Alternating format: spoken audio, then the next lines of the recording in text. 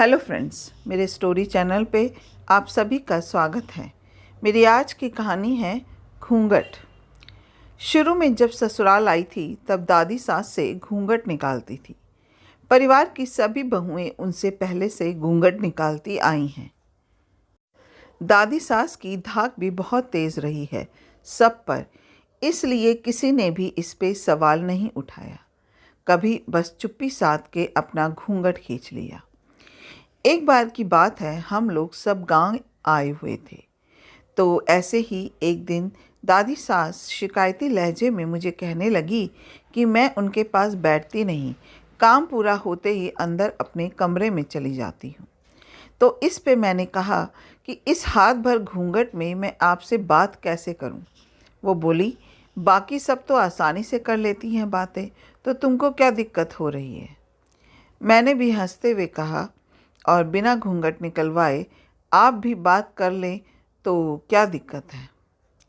उस वक्त दादी अच्छे मूड में लग रही थी। इससे पहले हमने बैठकर कभी ऐसी चर्चा नहीं की। मुझे भी लगा ये सही वक्त है अपनी बात रखने का। तो मैंने अपनी बात आगे बढ़ाते हुए कहा कि दादी, इस घूंघट की परंपरा को हम बंद क्यों नहीं कर देते। कब तक इन बेजान परंपराओं को अपने कंधों पर ढोते रहेंगे। घूंघट तो घर की इज्जत होती है, इससे बड़ों का मान सम्मान बना रहता है, कह के वो अपनी बात पर अड़ी रही।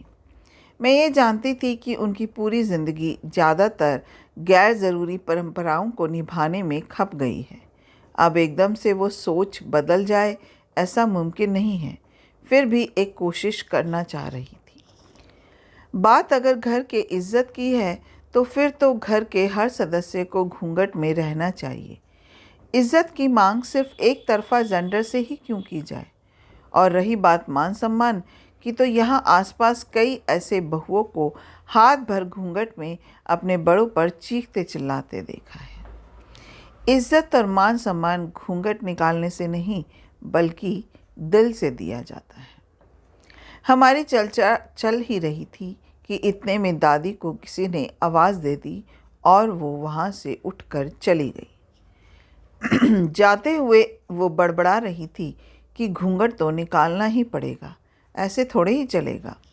बात आई गई हो गई। कुछ दिन बाद मैं अपने मायके चली आई तो मेरे ससुराल से करीब 5 किलोमीटर दूर है।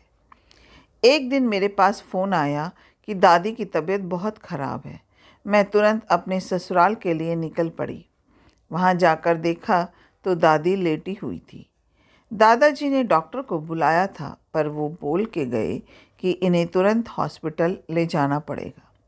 दादाजी इधर उधर फ़ोन घुमाने लगे ड्राइवर के लिए। तभी मैंने अंदर से गाड़ी की चाबी ली और गाड़ी को घुमाकर घर के पास ले आई। दादाजी मुझे गाड़ी के साथ देखकर थोड़े डरे हुए थे कि मैं ठीक से चला भी पाऊंगी या नहीं, क्योंकि इससे पहले उन्होंने कभी मुझे ड्राइव करते नहीं देखा था। उन्होंने तो मुझे सिर्फ घूंघट में घर के काम करते ही देखा है, तो उनका डर जायज़ था। दादी बिस्तर पर लेटी हुई थी, उनसे पैर ज़मीन पर भी नहीं रखे जा रहे थे। तो मैंने उन्हें अपनी गोद में उठाया और गाड़ी की पिछली सीट पर लिटा दिया। मैंने दादाजी से कहा कि आप घर पर ही रहना, मैं इन्हें हॉस्पिटल लेके जाती हूँ। दादाजी अब भी हैरान थे, क्योंकि उन्होंने इससे पहले मेरी आवाज़ भी नहीं सुनी थी। पढ़ते हुए आप सोच रहे होंगे कि ये किस ज़माने की बात हो रही है, तो ट्रस्ट मी, ये इसी ज़माने की बात है। यहाँ राजस्थान के कई गांवों में लोग आज भी कई सारे दकियानुसी रीति रिवाज़ों में उलझे हुए हैं। खैर, मैं दादी को हॉस्पिटल लेकर आई। सबसे नज़दीक हॉस्पिटल मेरे गांव खानेराव में ही था, तो मैं उन्हें वहीं पर लेकर आई। हॉस्पिटल में ज़्यादातर लोग पापा के पहचान के थे और कुछ मेरे भी, तो प्रोसेस में ज़्यादा देर नहीं लगी। मैं डॉक्टर से और नर्स से दवाइयाँ कब कब देनी है के बारे में बात कर रही थी, तो दादी की नज़र मेरे सामने ही थी।